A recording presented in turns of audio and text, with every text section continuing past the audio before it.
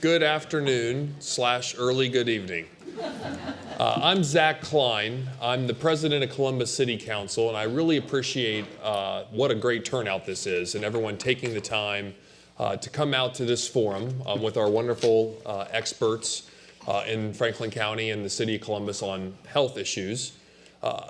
This is a forum that I was talking amongst leaders in the community about the aftermath of this most recent election and talking about some of the chants that we heard at rallies about repeal and replace and as it related to the Affordable Care Act or Obamacare, which I think we still have to say together because apparently a third of the country thinks that they're different things.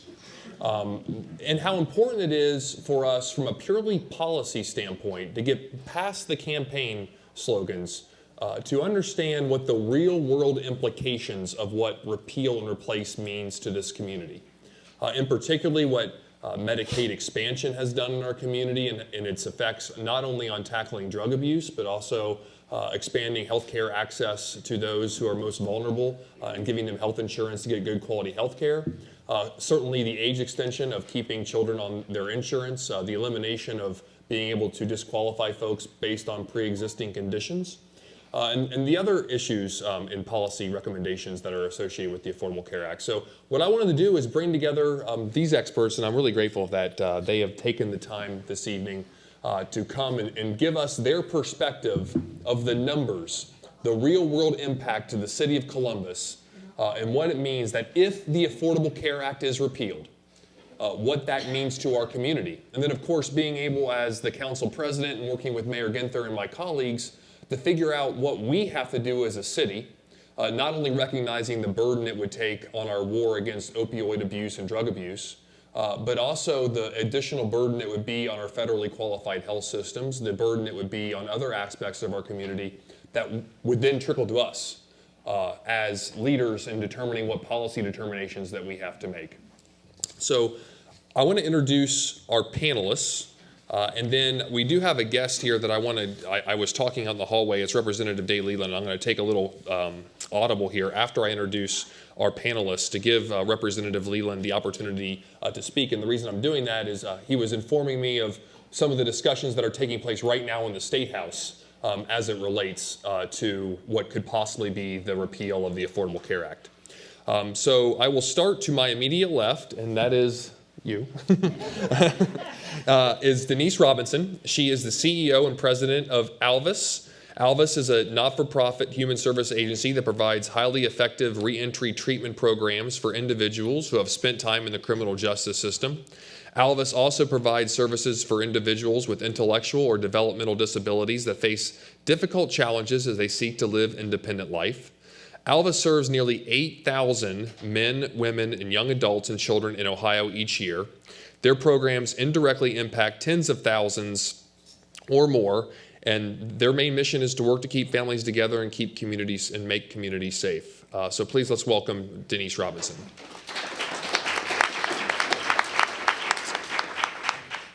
To the left of Ms. Robinson is Dr. Randall Wexler from the OSU Wexner Medical Center. Dr. Wexler is an associate professor and vice chair for clinical affairs in the Department of Family Medicine. His research includes evaluation of new methods of care delivery in the patient-centered medical home and accountable care organizational model. And this includes chronic disease management and patient self-management support. Dr. Wexler. Stephanie Gilligan serves as the Director of Advocacy for the Ohio Hospital Association, a state-level hospital association representing 220 hospitals and 13 health systems throughout Ohio. She joined the Ohio Hospital Association from the Health Policy Institute of Ohio, where she held the role of Director of Access and Coverage Policy. Thank you for being here, Stephanie. Then we have Emily Fisher from Columbus Public Health. She is the Access to Care Coordinator for Columbus Public Health. She leads the public health effort to connect residents with the healthcare opportunities and expand health literacy efforts. Emily has been an advocate for the Affordable Care Act since its inception, communicating with residents across the state about their options for obtaining coverage and building a better understanding of care access since 2012.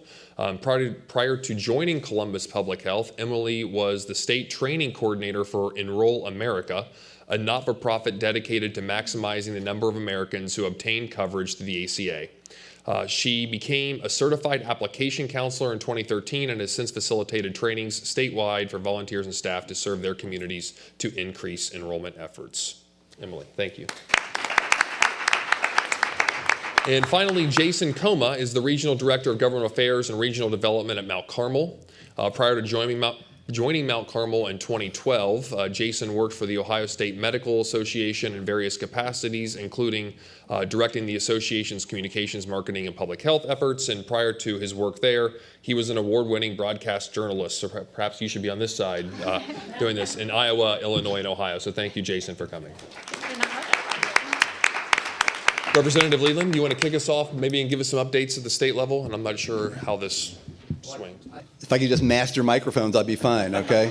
My name is David Leland. I'm the state representative from this district right here in House District 22. And so I want to compliment Councilman Klein and all the people that are putting this together, because it's really an important issue that all of us need to focus on and figure out what the next step are to make sure that we protect the health care that we have in this country. There's one person I would like to introduce, though, before I talk about what's happening in the State House. It's a person who, was on the firing lines when this happened. A person who showed the political courage and the political knowledge that we needed to get health care in this country for the first time ever with the Affordable Care Act. And that's my good friend, Mary Jo Kilroy, right here.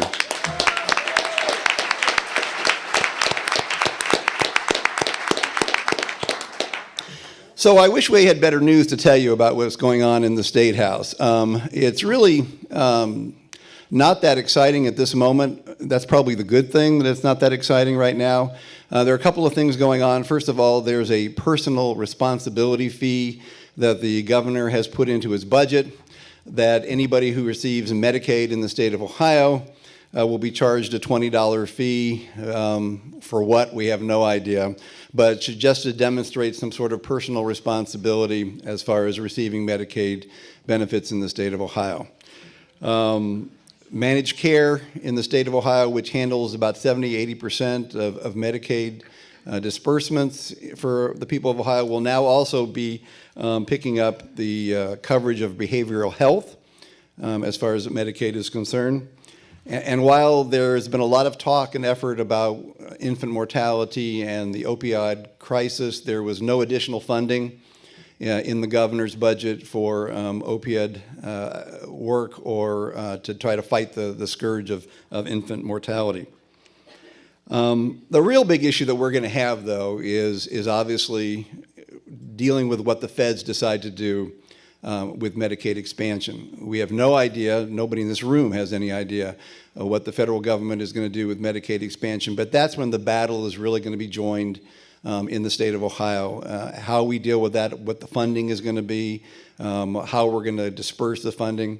And the concern that we have right now is that, and this was stated by Greg Moody, who is the governor's point person on this particular subject. His concern is that because there's a sense that there's going to be these massive changes in Medicaid funding coming out of Washington, D.C., that the Republicans in the legislature may just decide to retract Medicaid expansion right now.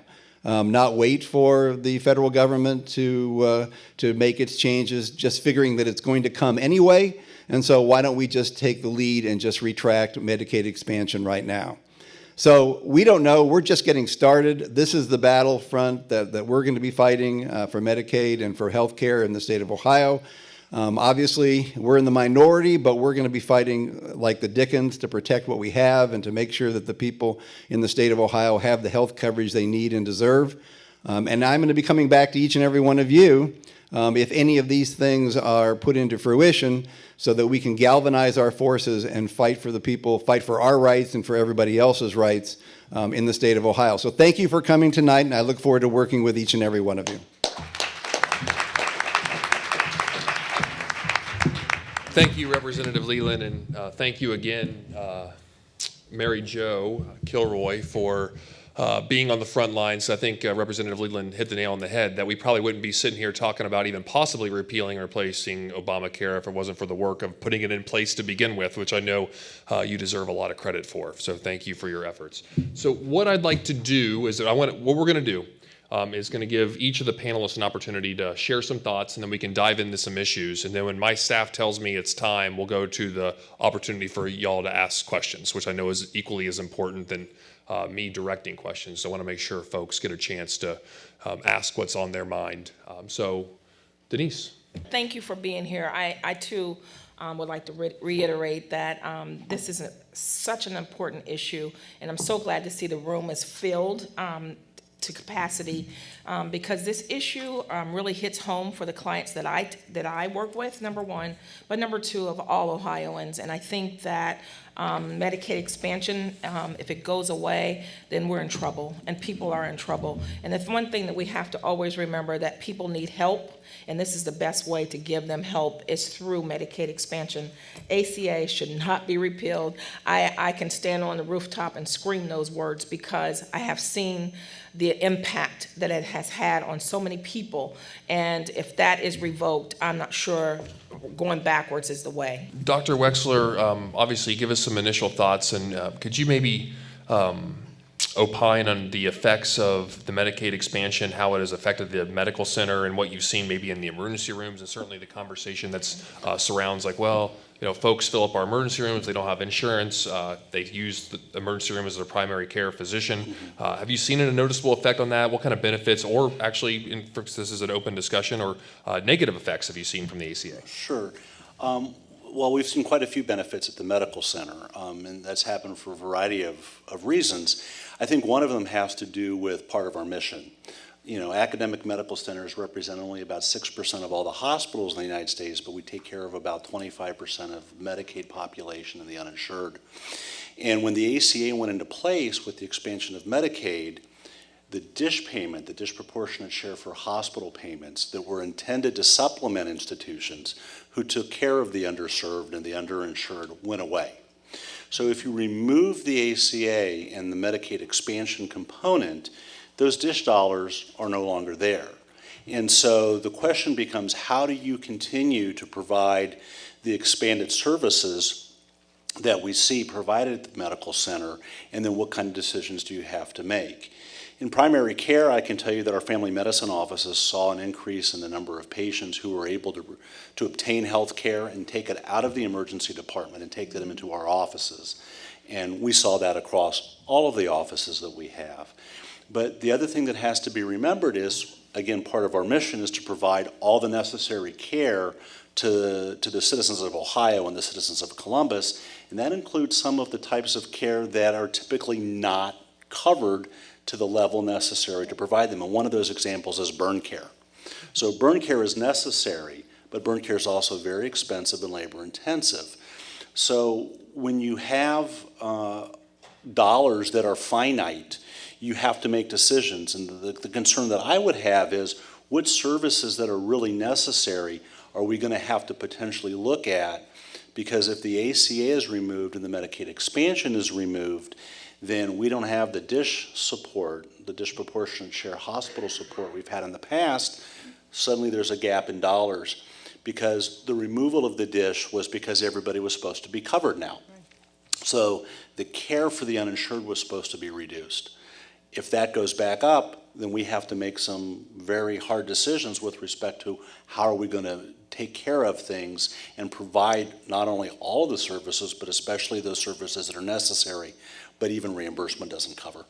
And just a follow-up question. I meant to ask this to Denise as well, but what type of numbers, like have you, as far as patients that you've seen come in prior to the ACA enactment that were not under Medicaid or Medicaid expansion versus now? Do you have any sort of firm numbers of how many, the gravity of what's at stake?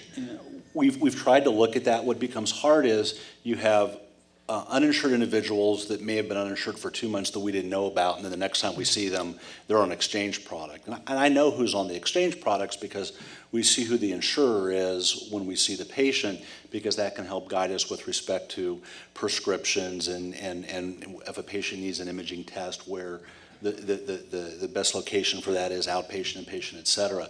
So it's really hard to get your hands around who wasn't covered and became covered versus those whose coverage changed. What I can tell you is on a daily basis, I see patients who are on an exchange product. How they got there, I don't know specifically, but for those who I've had conversations with, it is because that is how they picked up insurance, many of whom, especially the younger individuals, are trying to establish maybe their own small business. And so the way they were able to establish their small business was because they were able to obtain coverage without necessarily being employed by a larger company that provided the insurance. And as we all know, it's the small businesses who provide a lot of the employment. So I can tell you that anecdotally, but I don't have any specific numbers, but I can tell you for those reasons. And before I get to Stephanie, Denise, do you have any numbers that? Sure. Number one is there's been 11% decline in folks that were uninsured prior to. And so when you look at that 11%, that's a lot of people when you talk about just Franklin County. That's number one. Number two is a lot of our data says that 43% report fewer unmet health needs. For those of you that don't know, the population I deal with are persons that have been involved in the criminal justice system. 8 out of 10 men and 9 out of 10 women in prison, or in jails right now, have at least one chronic health condition. And then that chronic health condition could be diabetes, high blood pressure, asthma, those kinds of things. Now they are able to when they're released, is get signed up for Medicaid, and those needs are being met. So we have a body of statistics that we can look at now that says that there is a huge difference between what was and what is. Stephanie? Great. Yeah, what is the Ohio Hospital Association, what are their thoughts, or have they taken any stances on what the ACA has done and its benefits to the hospital groups that you represent? Sure. At OHA, we have a unique perspective because we represent about 220 hospitals across the state. So our members include both large health systems, small rural hospitals, and kind of everything in between. But pretty much across the state, across the board, we've seen a lot of really positive impacts as a result of Medicaid expansion and the Affordable Care Act. To put kind of a statewide number on it, we know that across Ohio, about 700,000 Ohioans have gained health care coverage as a result of expansion. And then a couple 100,000 more through the exchange, about 250,000, I think, last year. So I think one of the most important impacts we've seen as a result of the Affordable Care Act is just huge increases in coverage.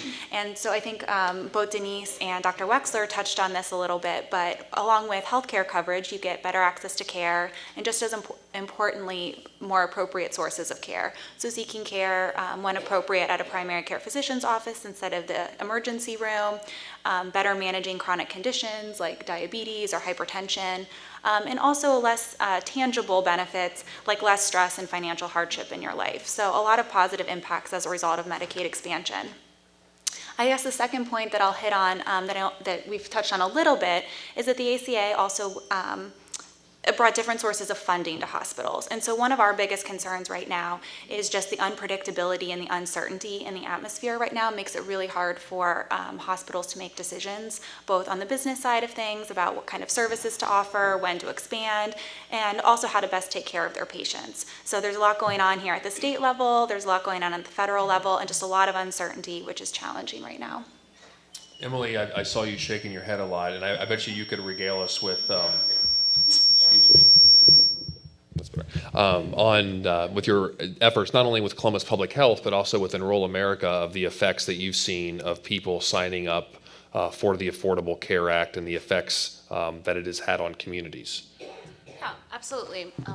Thank you. So just at Columbus Public Health, from 2015 to 2016, we saw about an 11% decrease in the number of uninsured clients. And a wonderful opportunity that we offer at the health department. We collaborate with community organizations like Primary One, Southeast, Lower Lights, to actually come into our location to provide enrollment assistance. So it allows us to have that capacity to serve additional uninsured clients and get them enrolled same day, and then bill for services as well. So that's had a huge impact on how we operate as a department. I will just say, I've worked with a number of various communities throughout Columbus, specifically a lot of refugee communities. The one that comes to mind is the Bhutanese Nepali community, which is growing pretty significantly here in Columbus. And we partnered with BNCC, the Bhutanese Nepali community of Columbus, in November to host an enrollment event, and over 300 people turned out. We had help from Job and Family Services to come in, as well as other additional partner agencies to provide enrollment assistance. And there was a need, we saw a need. So being able to connect with specifically refugee communities, because they're eligible for Medicaid upon arrival, is huge. It makes a big difference. And we're able to connect them back to services at Columbus Public Health, as well as partner with other organizations to make sure they're getting comprehensive care. Jason, I know that both Mount Carmel and Ohio State face similar challenges, and Dr. Wexler kind of alluded to some of them, but do you have a different perspective or want to add any additional commentary? I guess I'd say it's a little similar perspective, and one of the things that's important to note, and Mount Carmel feels this way, and I'm sure, certainly all the panelists do as well, healthcare for us, access to healthcare and coverage, we believe that's a right. And it's a right. It's not a privilege that people should not be able to have. And the Affordable Care Act, we've heard some of the numbers and some of the stories has tremendously improved that access, and we're on our way towards perhaps better health and wellness. But for me, we can talk numbers all day. Right, and you've got numbers that can happen on each side of this argument and each side of this discussion. I like to talk in terms of people. I'd like to just share a brief story of an individual that Mount Carmel had the opportunity to serve. We have a street medicine program that goes out on the land and provides care to those individuals who have had a certain lot in life and have found themselves living on the land and are homeless. And one day we were out with our mobile coach, mobile driving unit, urgent care on wheels we call it, and we served an individual by the name of Roger. Roger was living on the land for quite some time, had really elevated blood pressure, was pretty close to having a very unfortunate cardiovascular episode, perhaps a heart attack, stroke, what have you. We provided him care, took him right to the emergency department, stabilized him, moved forward, and got him set. But while in the emergency department, we were able to connect him to expanded Medicaid, connect him to health insurance, get him connected then to a primary care provider, align him with social services that we have in our community so that he could get temporary housing, so that he could move in and actually got a certificate for a skill, and then picked up employment, and then moved on to full-time housing. Without Medicaid expansion, we would have treated him in the emergency department, stabilized him, and he would have gone back along his way. We would have tried to help him as best we could, but without that coverage, right, without that ability to be connected even further, Roger says it himself. He says that we saved his life, and we're blessed and honored to be able to do that. But without the other services that the Affordable Care Act helped bring forward, it might have been an unfortunate different outcome. And this is a story that I brought forward to Republicans, Democrats, anybody who will listen. And I hope it's one that, as the debate continues in Washington, D.C., and certainly at the State House, it's one I'm going to keep telling, and that it resonates, so that no matter what happens, we make sure that people are covered and they get access to care. Thank you for sharing that story. Denise, can you maybe tell us a little bit about the role that Medicaid expansion has played in what we're trying to do locally in combating drug abuse? And I have found in our work together, And by the way, just Alvis and the city have a very strong relationship in trying to combat drug abuse, not just opioid abuse, but drug abuse across our community. And really one of the best tools we have in our community is the Medicaid expansion and being able to pay for the treatment that's necessary. Can you maybe go into your thoughts from the leader of Alvis and what that means? Yeah, I think that it was probably one of the best things that's ever happened to the population that I serve. And keep in mind, the population that I serve are people that have been involved in the criminal justice system, but attached to them as a family. And so we're able to treat that family too. And that's what a lot of people tend to forget, that there's a family involved too. Probably about, 80% to 90% of the population that I serve has a substance abuse disorder. About 40% have a mental health issue also. With Medicaid expansion, we were able to sign up our folks, some of them even prior to leaving prison. If not, they do it in our locations, and our staff sign them up for Medicaid. And for them to be able to get their services through my agency, and then of course, there's a capacity issue when you look at Franklin County, when you look at the state of Ohio, period, there's a capacity issue. So many people with the opioid addiction need services, and having Medicaid is helping us to be able to get those services to them, attached to a lot of the disease. And I always have to say, we don't look at behavioral health or an addiction like it's a disease, like it's just like a heart attack. You know, it's kind of like there's a disease. This is a brain disease, and we really need to look at that. But we're able to get our people signed up. We're able to get them the treatment. Then also, again, like I said earlier, there are some medical health issues that's attached to that. Thanks to the city, we'll be opening a new treatment center on the east side of town in Columbus here. And then that will serve not only the clients that are served by Alvis, but it will serve a community. And that's one of the things that when you're dealing with the population that I deal with, we're not talking about, again, not the individual, not just the individual, not just their families, but communities as whole. And we really need to make sure that we're treating people and getting them the services that they need. And Dr. Wexler and Jason, have you seen an increase, not only an increase necessarily with the number of folks coming to the hospitals because of just the natural rise in opioid abuse and the proliferation of heroin in our community, but have you seen a noticeable impact of what the Affordable Care Act has done in treating those individuals? Yeah, the short answer, of course, is yes. So one of the things we know is that the driver behind most healthcare costs, about 50 to 60%, is behavioral health issues, including substance abuse. To be able to adequately manage what some people might consider regular medical conditions, diabetes, hypertension, all those types of things, we know that the ability to control diabetes, high blood pressure, and a lot of those things is actually directly related to one's behavioral health status. With the expansion of Medicaid, as well as some of the provisions under the ACA, which provided for coverage of substance abuse, the ability to actually intervene on a patient's behalf was made considerably easier. Most of you probably know that mental health is typically treated as a carve-out. So a patient comes to me with a problem, and all I can do is tell them, call this number. I can't refer them, doesn't matter, because I have absolutely no ability to impact and or control that, because mental health is treated as a carve-out, and it's treated differently by every payer that there is.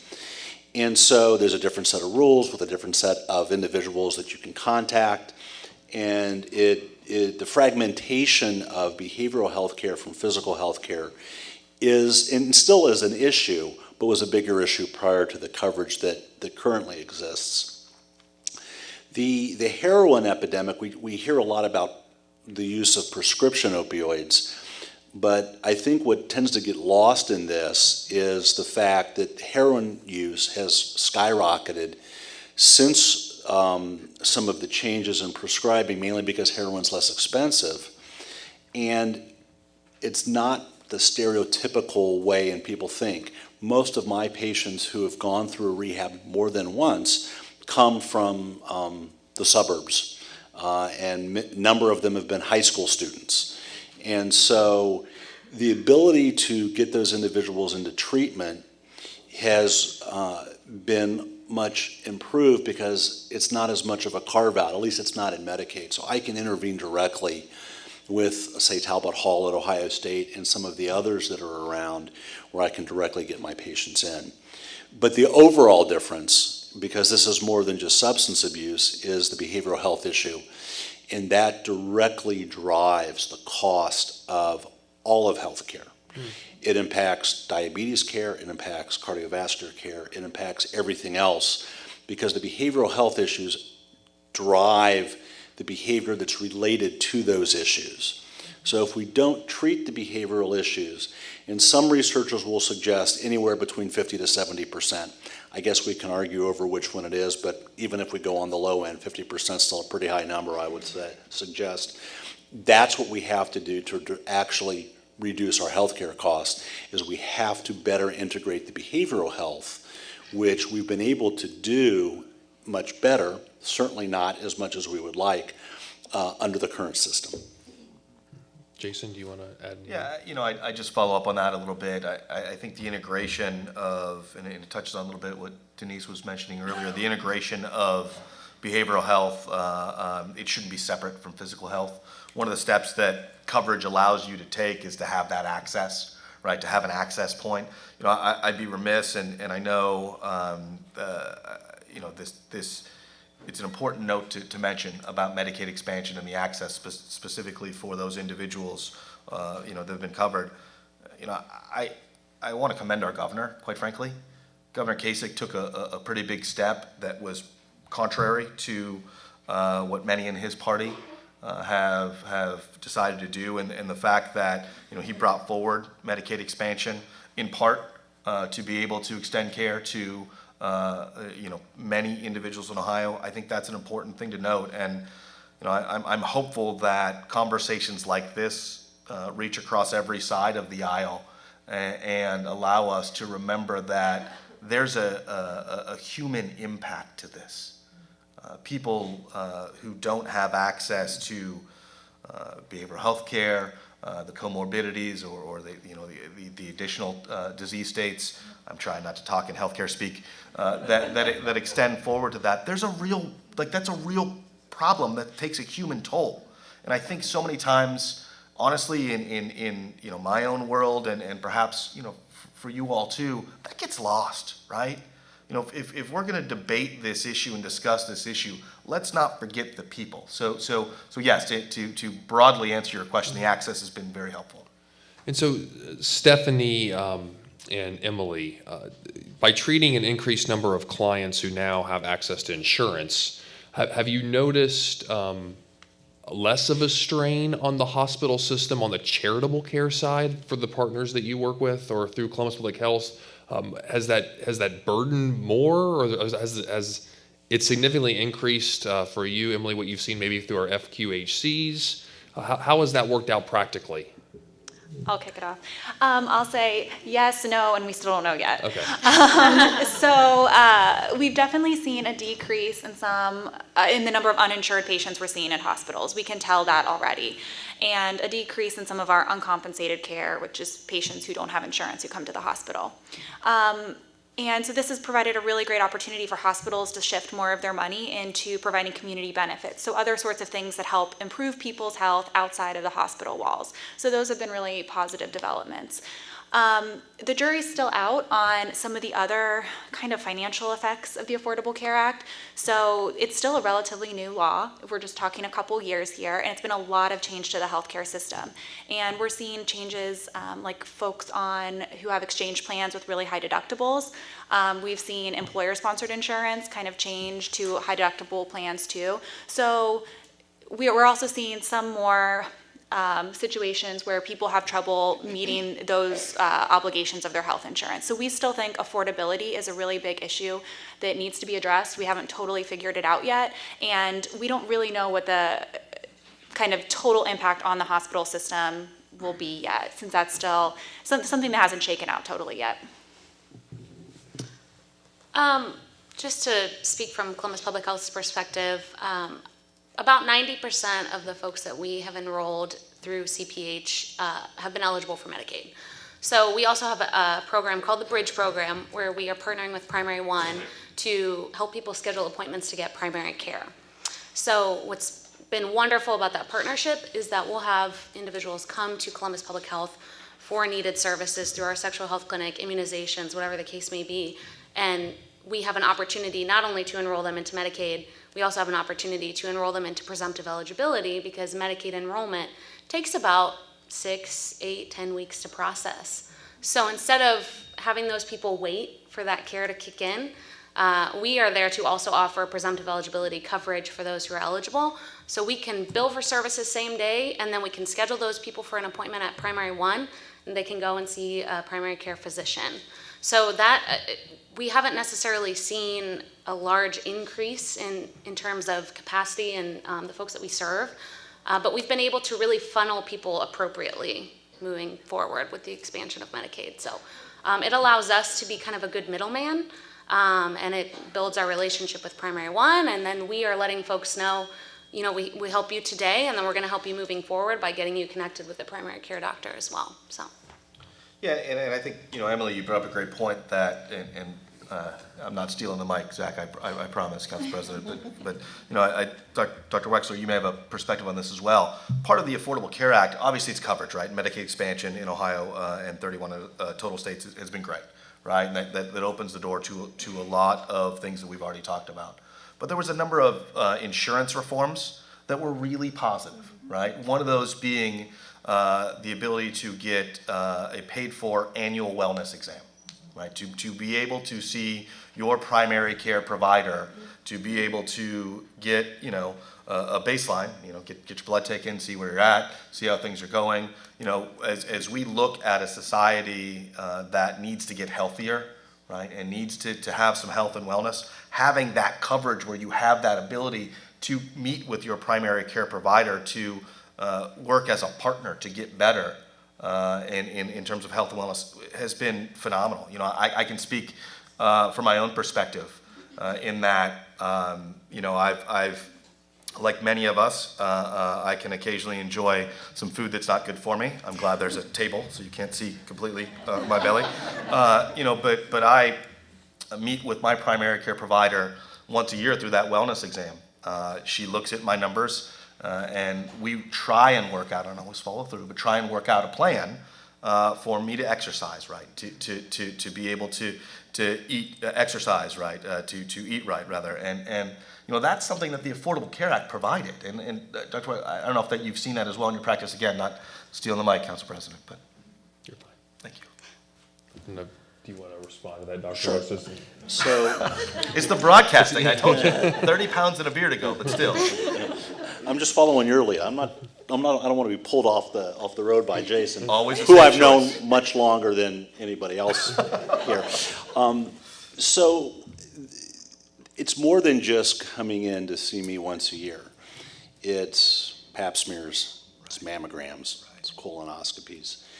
And so when we look at a healthy society, and I look at healthcare a little different than, I term it different than Jason. If you call it a right, you lose about half the people in the room. So I tend to call healthcare a common societal good, because nobody knows what that is and then nobody argues with me. I'm stealing that from now on. Feel free.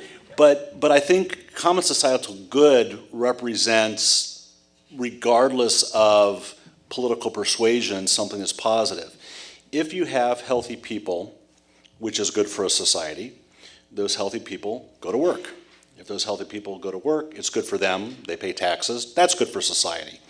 So there's a direct impact in the ability for everything that we look at in society. We tend to look at things in a silo, in a vacuum, and I tend to try not to look at it that way, because as a primary care physician, if I just look at that silo, I'm going to miss a lot of what's going out over here.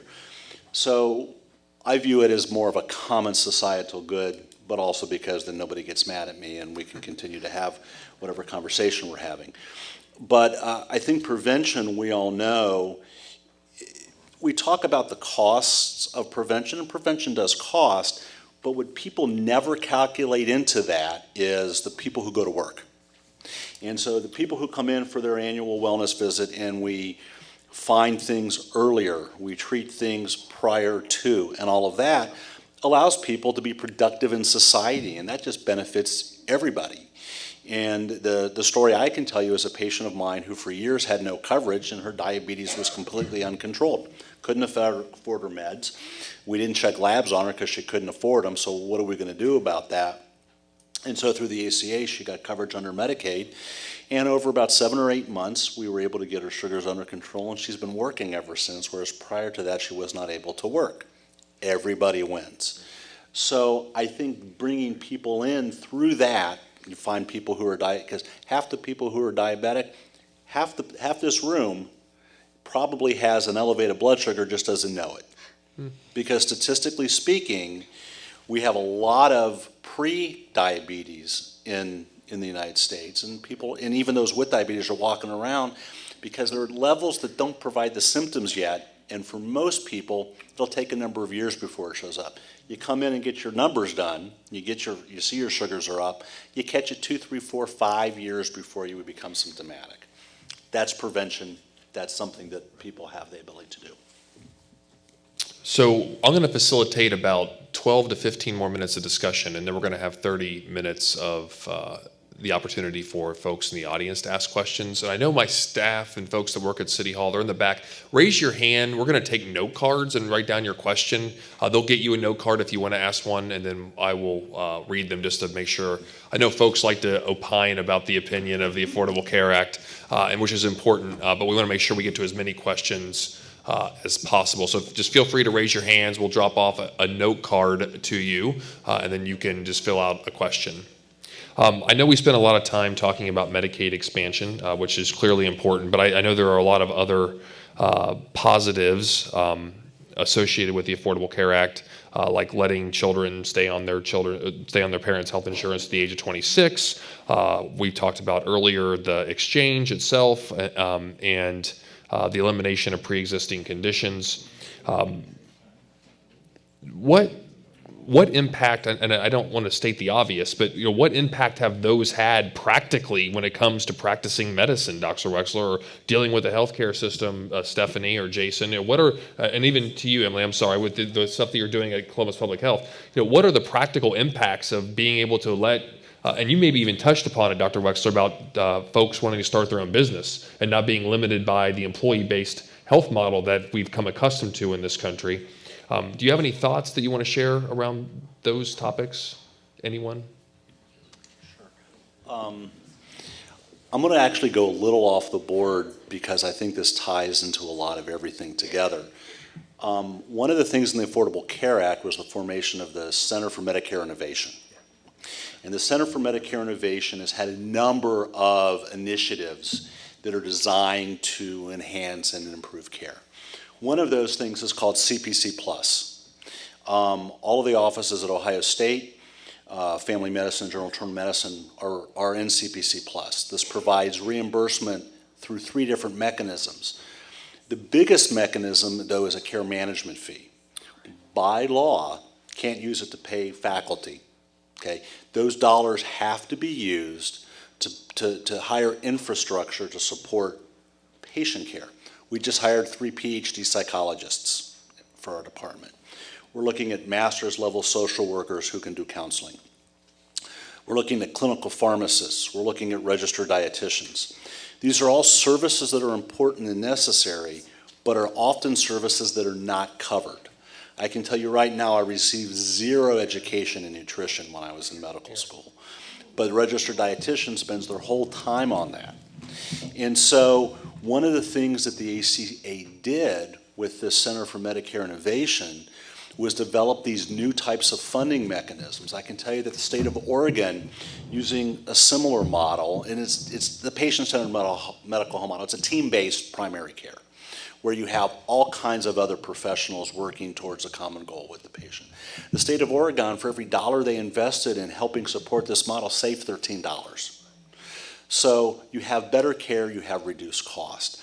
So from my perspective, yes, we have all those things everyone's heard about that are good, but less talked about are things like the Center for Medicare Innovation that has actually allowed those of us who are providing the care to expand the care we need.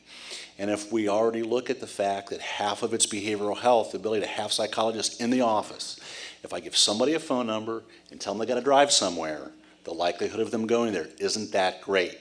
But if I walk them down the hallway and introduce them to the person in my office who's there to take care of them right now, then the likelihood is much better. So one of the things we know is being able to deliver all of that care within the primary care office is very important from the standpoint of patients engaging. And that's something that the ACA did through the Center for Medicare Innovation. And so that's something that we think is very important. And so in addition to, we've talked about people with business, we've talked about the preventive care that's free, and all of those things which are certainly important, but there's a lot more to it that goes on behind the scenes that really positively impacts care that's not as well known, and I just thought it would be important to bring that up. Absolutely. And I would just like to quickly kind of reiterate that is an important point. I think, as Council President Klein said, we hear a lot about the coverage provisions in the news, and that's a lot of what we talk about. But these things that are kind of happening behind the scenes of the healthcare system are just as important. And all of Ohio hospitals are participating in programs as a part of the ACA that help encourage improved care and decrease costs. So there's a lot of things happening on the delivery side of things that have been really positive improvements. So we would like to see some of those things continue, no matter what happens in terms of repeal or replace. I mean, one of the things that those models have done, and really to put it pretty simply, you know, our healthcare system prior to the ACA and a little bit before that, but the Innovation Center of Medicare has really helped push this forward, is that hospitals, providers, they get paid every time they see you, right? So the more people you see, the more you get paid, right? The concept that the Medicare Innovation Center has really helped push forward is being able to pay providers and reimburse us to keep you well, right? To be able to help make sure to work with you in terms of a care management system, to be able to try and minimize the times that you have to go into the hospital itself, to be able to work with you in the primary care setting. Those are all things that, and I know, you know, certainly OSU, Ohio Health, Nationwide Children's as well, and Mount Carmel, you know, we just specifically at Mount Carmel are responsible for 200,000 people and covered lives, we call them, in working to keep them well in things that just weren't possible before the Affordable Care Act. That's all stuff that doesn't make a 30-second soundbite, but it's all stuff that matters and is helpful in this discussion. I'll share a couple of personal reasons as to why I think the ACA has been extremely effective in just here in Columbus. I have two friends who both had cancer in the early 20s, and a couple of really wonderful improvements that the ACA made to everyday people's lives is those two friends their coverage was not dropped because they were seen as a liability by their insurance company, and they can't be discriminated against based on their gender. They're both female, or charged more because they are female, which could have happened prior to the ACA. And getting coverage in the future will be a lot easier for them as well, because insurance companies are no longer allowed to discriminate against people who have had pre-existing conditions, which cancer is a pretty large pre-existing condition. So I would say, you know, there are a lot of personal stories, like Jason mentioned, that we hear in doing this work every day, and just to see that the ACA allows people the freedom to go from job to job and have that opportunity to still retain coverage, and also the opportunity to live their lives just like anybody else would want to, even regardless of the health issues that they've faced previously. It's pretty huge. I want to ask two more questions before we take the audience questions. And the first is, President Obama routinely said, you know, he was in the business of making the Affordable Care Act better And if someone had ideas of how to make it better, he was in the business of improving it. I want to give each of the panelists a chance to discuss, based on your area of practice and who you deal with every day, what could make the Affordable Care Act better? Because even the tone out of Washington, after 70-some repeal votes over the past X amount of years, has now walked it back to say, well, now we need to repair and replace and repair Obamacare. So what does that look like? You want to start, Denise? The only thing that when I look at the people that we serve, and one of the things we didn't get to, and I just want to throw this out there because it's a really important treatment for behavioral health, the heroin, and that's the Vivitrol. And I'm sitting here looking at Judge Vanderkar because it's just been very successful with the population and people that have heroin. But to make it better, I would say that the only thing for me, it looks like everything is really positive, except for there are some plans that are really still high priced, high cost. And for folks that are working $10 and $12 an hour jobs and still trying to look at the best plan to cover them totally, it's still in some cases very expensive. And since you have the mic and you brought up Vivitrol, do you want to, and I think that's really important, I'm really glad that you mentioned it, do you want to talk about it from a practical standpoint, like what Vivitrol is, how that fits in with the restoration of someone and the rehabilitation of someone who has an opioid addiction? Yes. We have a special program. It was a pilot. It started off as a pilot, but it ended up saving lots of lives. Persons with a heroin addiction would be given a shot once a month. We do this in collaboration with OSU Medical East, Talbot Hall, as well as we provide the treatment and the residential placement for that person. This can be done in a lot of different ways where people can do non-ambulatory detox, and they can do it in a setting like ours. They can do it at their own home. But having that shot, that Vivitrol shot that takes the craving away for heroin, really, really is helpful. I can tell a story too, like Jason, because a family has all experienced this heroin addiction, including mother, father, and children. And, they can come and get their shots and not have that worry for 30 days. Every 30 days you have to get the shot, and not have that worry that I'm going to be out looking for heroin and shooting up and putting their lives back together again. It hasn't been used for a very long period of time, so there's not a lot of research on it yet, but we're always collecting data. We have a 20-bed program. So far, we have graduated 19 of those people have been successful in almost 8 months.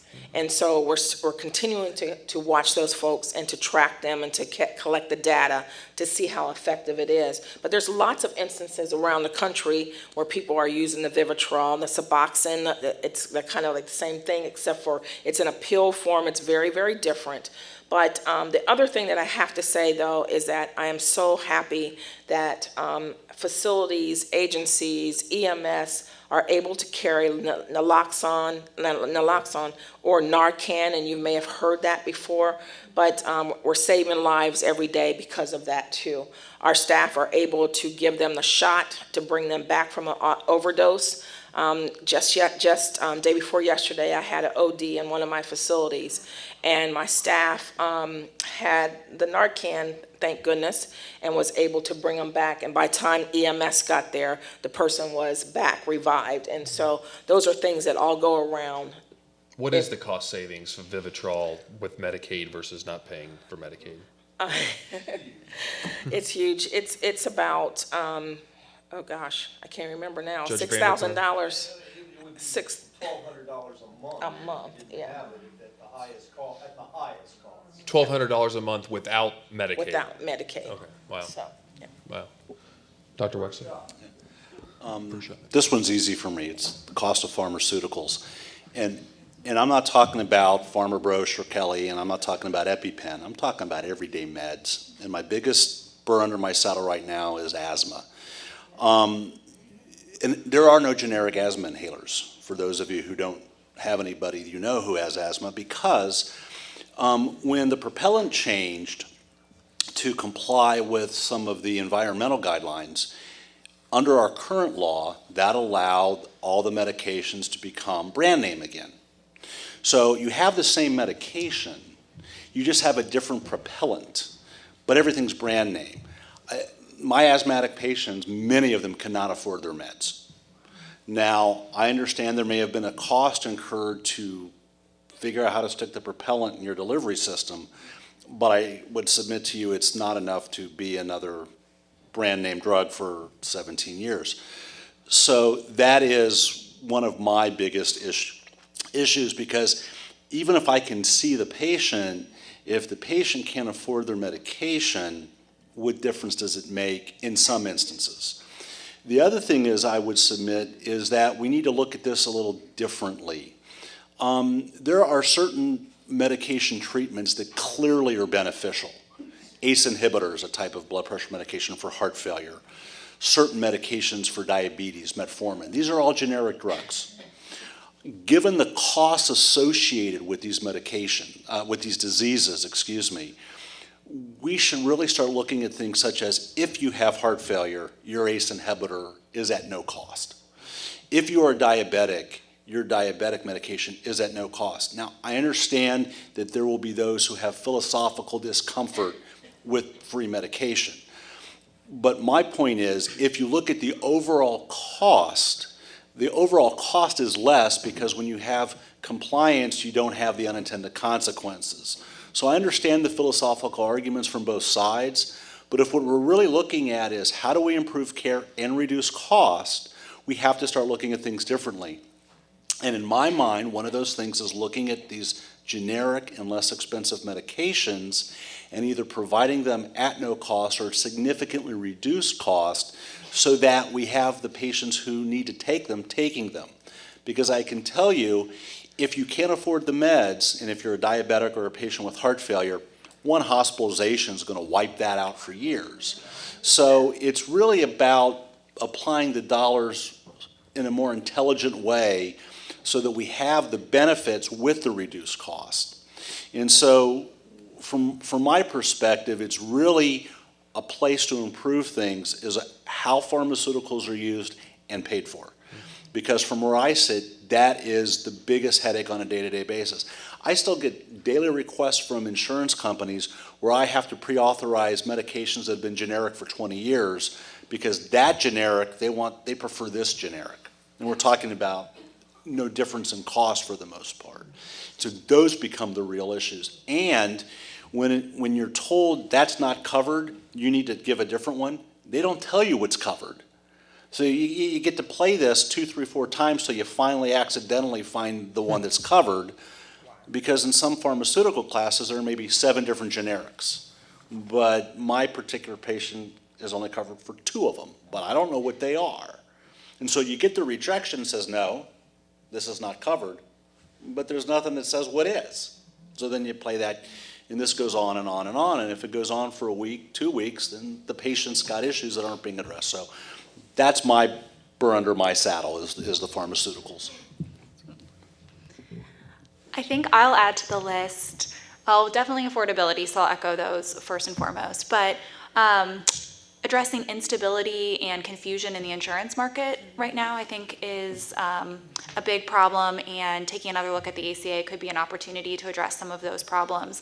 I know I've looked at healthcare.gov, tried to shop for a marketplace plan. It's really confusing.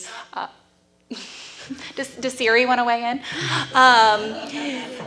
And we also know that across the state, there's different availability of plans. We've heard from a lot of folks in different areas of Ohio who only have one choice of health insurance plan in their area, who have problems with maybe what network, what doctors or hospitals are included where, but just most importantly, there's just a lot of confusion and instability right now.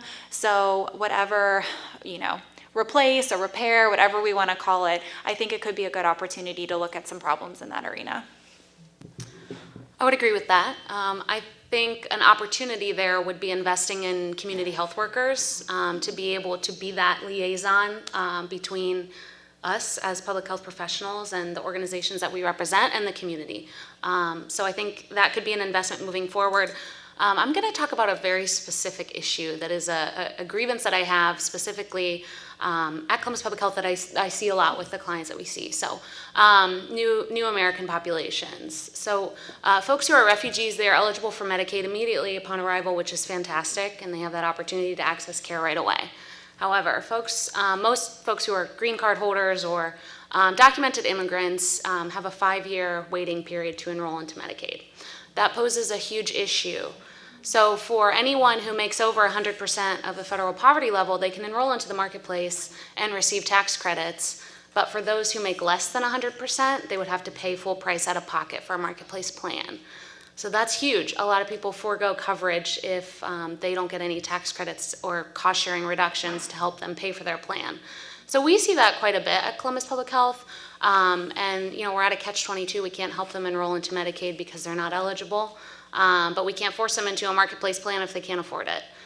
So that poses a major access issue. And I would say Columbus, with our ever-growing immigrant communities, I would like to see that assessed in a different way moving forward, so that we can provide better opportunities for those folks if they are ineligible for Medicaid. And really, personally, I would like to see that 5-year waiting period go away, because I think there are a lot of stats that back up that Medicaid access helps people pay for food and rent and make it easier to find a job. And those are all issues that new Americans face when they come to the U.S. So to add the cost of health coverage on top of that, it's one burden after another. So I'd like to see that definitely be reassessed. Boy, it's tough going last, huh? I would echo a little bit of what has already been mentioned, but drill down a little bit more specifically. So within healthcare delivery, healthcare reform, there's cost, quality, and access, right? So the Affordable Care Act did pretty good in access. It cut our uninsured rate by quite a bit. There's still a number of people that don't have insurance. And part of that is because of the individual cost. Within the marketplace, as Stephanie mentioned, there sometimes are limited types of plans that are available and really high deductibles, high out-of-pocket dollars and out-of-pocket cost. That makes it really tough to even get coverage with the amount of the premiums, and then once you have coverage, to be able to utilize it well. And I know that's something that's been brought up during the current discussion on repeal. I don't have another R word that I can throw in there, but I'd like to be able to see affordable coverage and get that access to care without having more people uninsured. So my last question is, we have some great questions as I'm kind of parsing through here.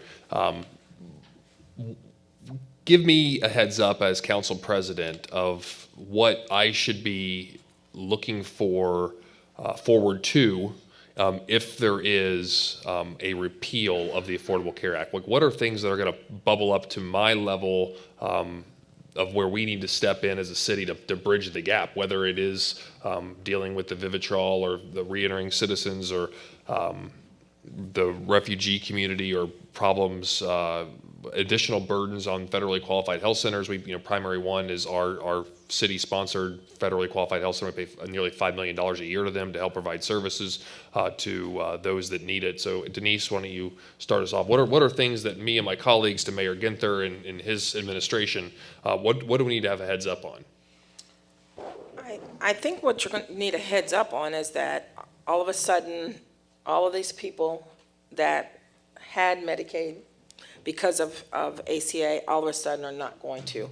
We're going to see a reversal in things that have started to improve. You're going to see people that are back in the emergency rooms because they're going to be their primary doctor again instead of having their primary care physician.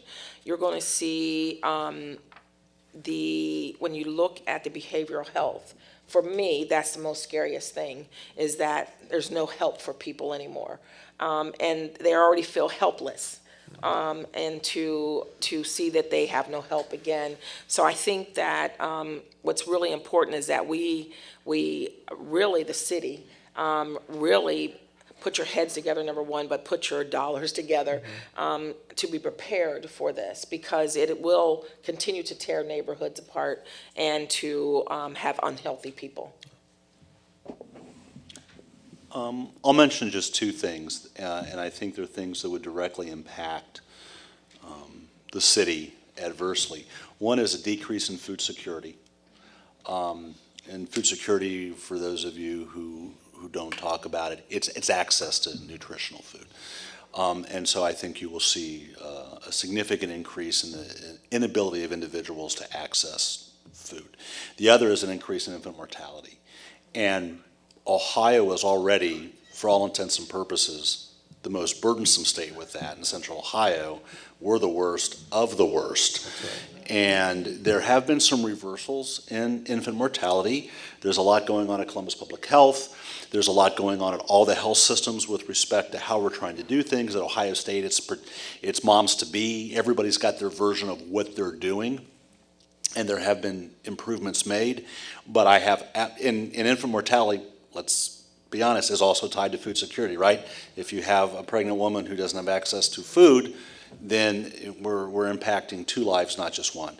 So I think from the city's perspective, those two issues will probably rise to the top. I think I'll say something similar, but maybe phrased a little bit differently. I think we could actually see healthcare costs increase as a result from getting rid of the ACA. We talked a lot about encouraging people to have an appropriate source of care, so seeing your primary care physician, kind of catching people before they're in a health crisis, before there is that mental or behavioral health crisis, before there's an acute medical situation that needs to be dealt with, but keeping people healthy in the first place. Without that, you'll see, I think, again, a spike in ED visits. You'll see people with more severe, more complex conditions, and we might undo what was one of the primary goals of all of this reform in the first place, but actually to keep healthcare costs down. Well, I'll throw out a stat. Of the 712,000 people who've gotten enrolled into Medicaid, 27% have been diagnosed with a chronic health condition.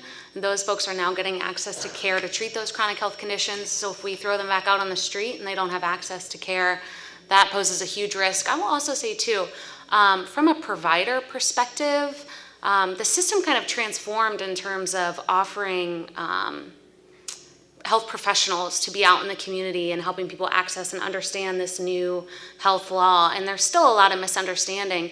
But if we took the ACA away, what would happen to those certified application counselors, those navigators, those community health workers? What would happen to those folks who are currently out in the community, going to food pantries, going to health centers, working at WIC clinics, who are really there to help the average person understand what their coverage means and how to use it? So I think it's twofold. One, it affects the community overall, but two, it affects a lot of people in their current job status and how they're out helping the community. And that would take away a really big piece of what's made the ACA successful. I should have switched seats before the last question, so I could have a lot of great answers before me. I think I would say first and foremost is the health and wellness component, right? Going back to what Dr. Wexler said earlier, a society and individuals who have access to care are able to continue to work and contribute in other ways, right? If you're sick and you have a chronic condition that you're not able to keep in check, that harms a lot of other aspects of not just yourself, but other things that you can help. What was the word, the phrase? Common societal good that moves forward. I am hopeful, and I think here's one thing that I would put as a slight twist on that. First off, and I guess I would probably join everyone here and in the audience as well in thanking you, Council President Klein, in having this dialogue, right? I think the first step for us as a city and our city leaders is to bring this discussion forward as to what the real world aspects and consequences can be. And ultimately, I've just was in DC having this conversation with, again, our Democrats and our Republicans. And I'm hopeful in talking, with Congressman Teaberry, Congressman Stivers, and Senator Portman's team as well, that, the intentions are there to make sure that we have whatever the next steps are, cement and don't hurt, but to be part of that dialogue and part of that conversation with us. I think that's, I think that's vitally important because sometimes there are unintended consequences of legislative actions that hurt individuals themselves. Thank you for fielding my questions. Is Kathleen Gemeiner here, the project director of UCAN? How you doing? UCAN stands for Universal Healthcare Action Network, and you've been playing in this space. We're not going to take questions from the audience, but I do want to give Kathleen the opportunity to comment because you've been playing in this space for a long time. Just since we're on, why don't you come up here just because since we're on TV for the mic in the back to pick up what you're going to say. I'll let you sit here.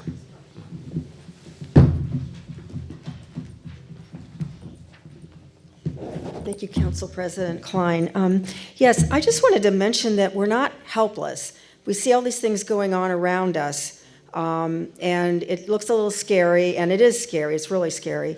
But there's things we can do, and at UCAN, Ohio, we put together a sheet which is out there as you leave. There's a stack of them, and it's all about how to call your member of Congress and your senators, and what to say, and how, what the phone number is. It makes it really easy to do. Yeah, I know. We're all a lot more educated than we used to be. And so I think that's really important that we do that. In fact, the other thing that we all need to do is ask our legislators to hold a town hall meeting, a meeting like this, And so when you make those calls, say, look, you're coming home for recess on the 18th of February, we would like to have a town hall meeting where we can tell you about our situations and why, the Affordable Care Act has been so important to us. And we will be having, if they won't do a town hall meeting, we'll probably be doing an alternative town hall meeting so people can still come and talk and we can have a record of it, and then we'll have to take that to them. And the last thing I just wanted to say is that the other document you'll see out there, it has on the back, it says replacement plan checklist. We're hearing a lot about replacement plans. We've heard, I know Senator Portman had said, no one will lose their coverage unexpectedly. And, well, we don't want to lose our coverage at all, whether we know about it or don't know about it. And so this replacement plan checklist, which was developed by the Families USA, which is a healthcare advocacy organization nationally, has all the things that ought to be in a plan if it's really going to work for all of us and all of the people that have been described here. So I would just hope that people would pick that up, and then when you're in dialogue with your members of Congress or the senators, and they say, well, it's going to do this and this, and you say, well, what about this? Is it going to do this? You'll be really highly educated. So thank you so much.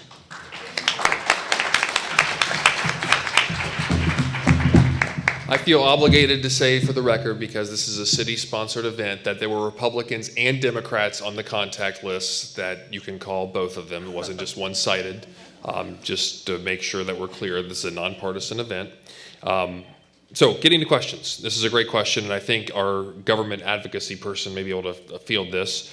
What's the difference between a block grant and the way Medicaid is currently funded? And if it went to a block grant, what does that mean?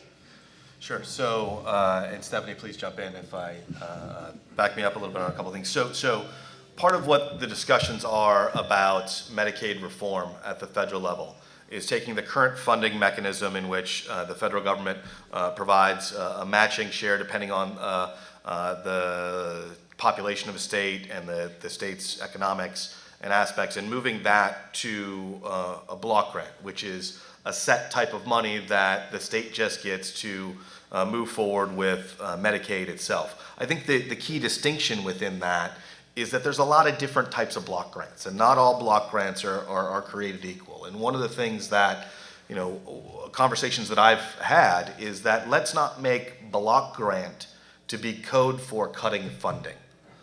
I think our state, and again, kudos once again to our governor and to Greg Moody at the Office of Health Transformation and his team for a lot of innovative things that we've done with Medicaid, and really a good job that puts Ohio out at the forefront in improving the Medicaid delivery system itself. I think a block grant in some ways can be positive if it allows states like Ohio that are a little bit further along in ways to try and keep people more healthy and well. That can be a positive. But if a block grant suddenly is, we were giving you X and now you're getting 25% less, that's a problem. Stephanie, if you want to talk. I'd just add one other thing. So the way Medicaid is currently structured is it's an entitlement program. So if you meet eligibility criteria, you get Medicaid coverage. So depending on what's going on in the state, that number can go up and down. If we're in a recession, a lot of times you'll see Medicaid enrollment go up because it's harder to find work, and vice versa, any other sort of societal or economic factor. So right now it's an entitlement program. You meet the criteria, you get it. In a block grant, that isn't necessarily true. So Jason's absolutely right that we need more details about what a block grant would mean before we can really dive into the specifics. But we would want to make sure that coverage stayed the same, the amount of money devoted to the program was there so that services and everything else could continue uninterrupted. And Dr. Wexler, you mentioned this earlier in regards to infant mortality, but this question is, has expanded Medicaid been a tool, positive or negative, for dealing with infant mortality? It's been a positive for a number of reasons, one of which is to ensure that pregnant women have coverage, because not all pregnant women did, and recall that Medicaid is the primary provider for most children in the state of Ohio, and it's actually true across the nation. So the innovations that have gone on, and I would echo Jason's comments with respect to the governor and Greg Moody and what they've done at the Office of Health Transformation. I've been involved in some of their primary care initiatives, and the initiatives that they've done with Medicaid with respect to how funding has changed has allowed us to do some of the things that help with underserved individuals who are pregnant. And you can, whether it's community health workers or whether it's social workers or whether it's others, to make sure that people get hooked up to the types of services they need. It was not uncommon prior to the expansion where I would have a patient who would be pregnant who had no coverage. Now, when the child was born, that child would have coverage. But we all know that to have healthy children, you need to have a healthy pregnancy. And so I think, going back to, again, we're one of the worst states, and we've made some headway, but without it, I think it would be a lot worse, and we would certainly backslide. Mm-hmm.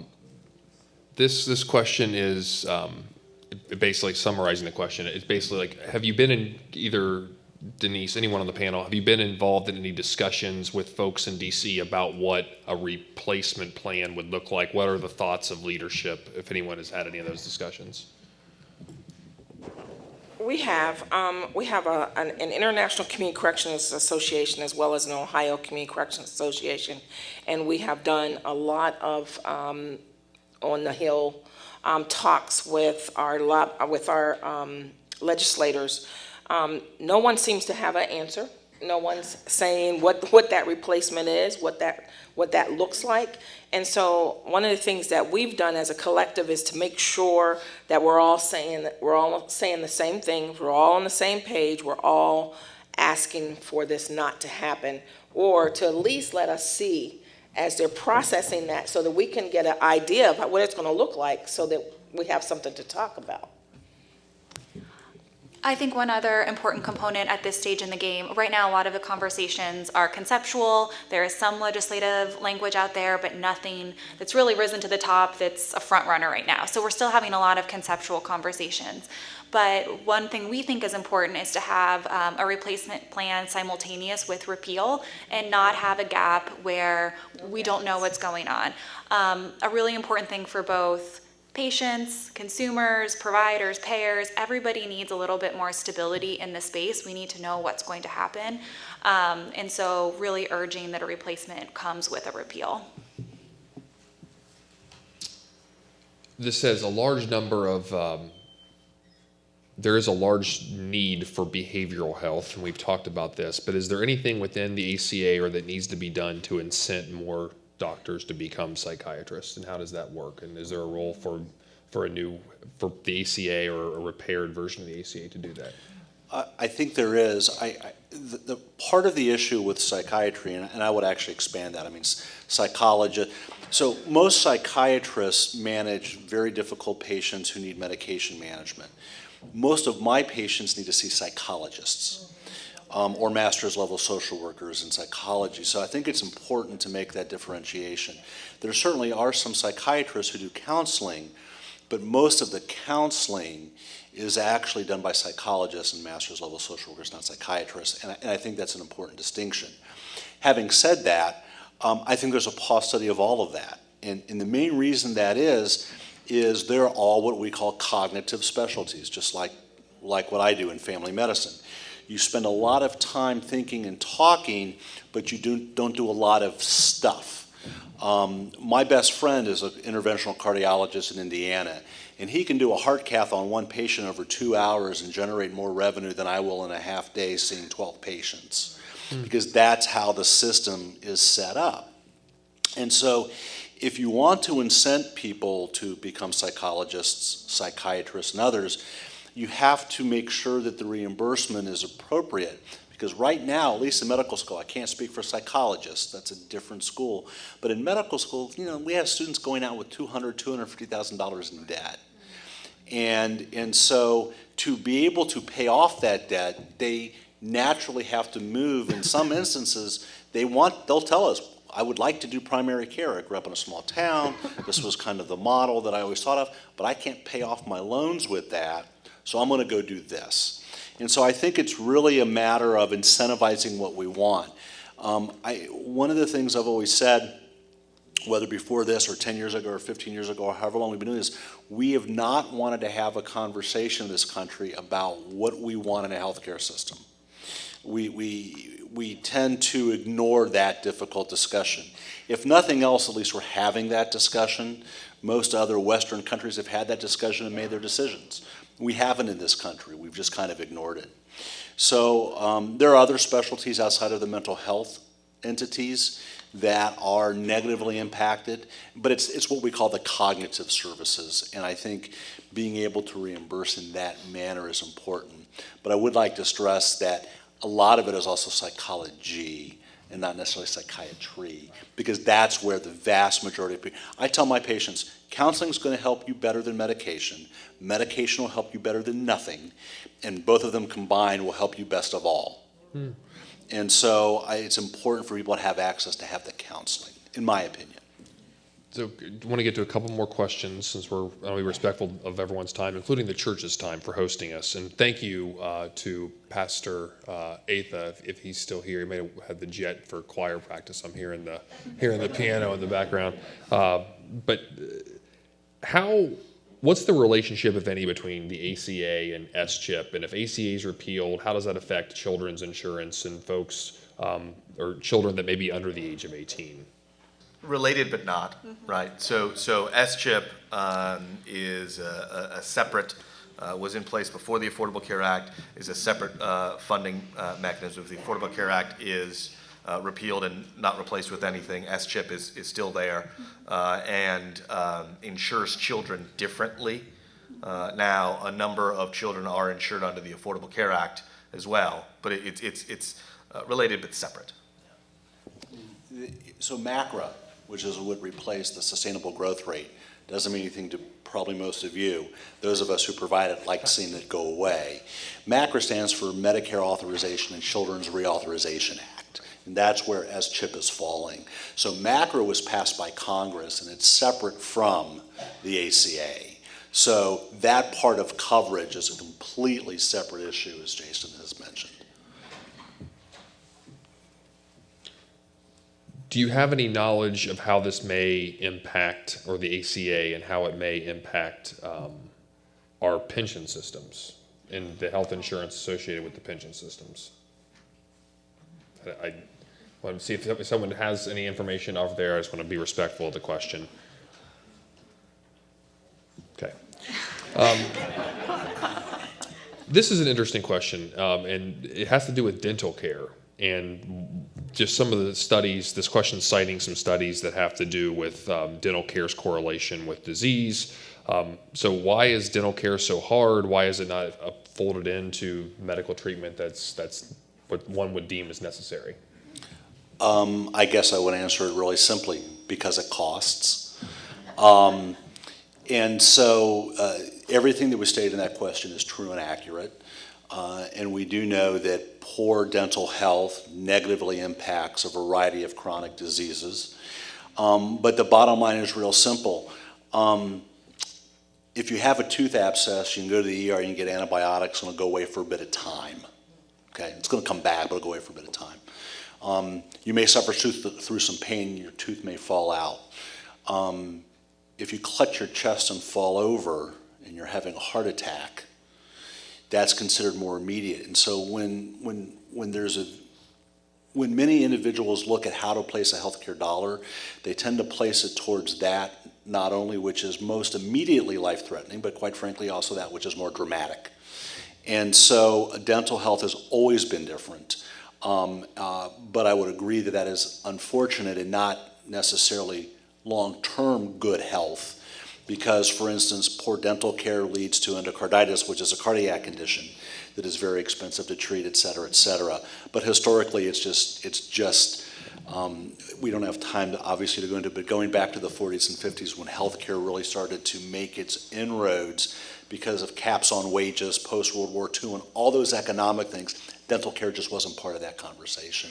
And as such, went down a different pathway as to how it was paid. And over time, it just wasn't melded in simply because it's the cost is there, and it's not as upfront as somebody who loses a limb or has had a stroke or something like that.